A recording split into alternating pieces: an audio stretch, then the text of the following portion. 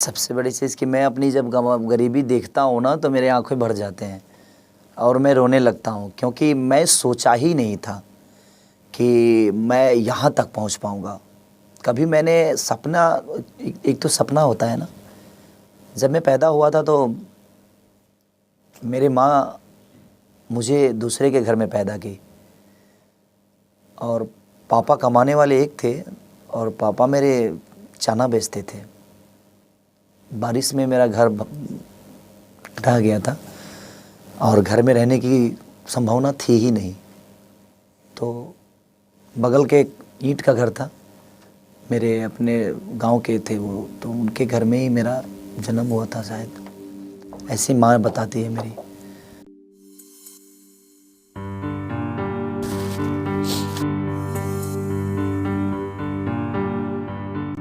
ज़िंदगी में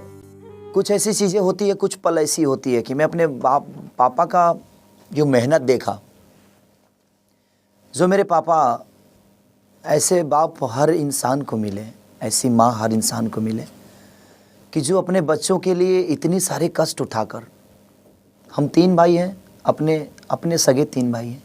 हमारे चाचा के 4 लड़के हैं, 7 भाई, इसलिए मैं 7 भाई बोलता हूँ कि उस गरीबी में माँ ने ही मेरे चाचा के भी 4 लड़कों को पाला और बड़ा किया। और उस स्थिति में एक पैंट होता था जो मेरे बड़े भैया भी पहनते थे, वो खोलते थे तो उसके बाद वाले भैया पहनते थे, वो खोलते थे तो उसके बाद वाले, जब सब लोग पहनकर फाट जाता था तो सबसे ज़्यादा वो बैक पे फाटता था और उसके बाद मुझे पहनने को मिलता था, क्योंकि सबसे छोटा था मैं,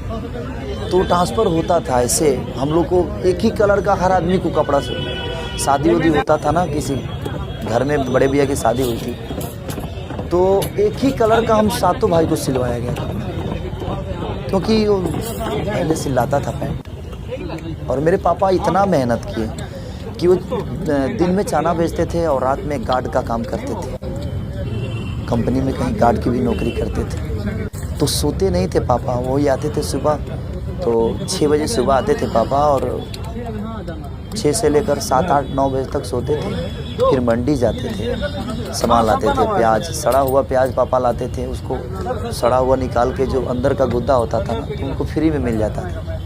तो फ्री में मिल जाता था, तो सड़ा हुआ ही प्याज मंडी में जो फेंक देते हैं ना, वो उठाते थे पापा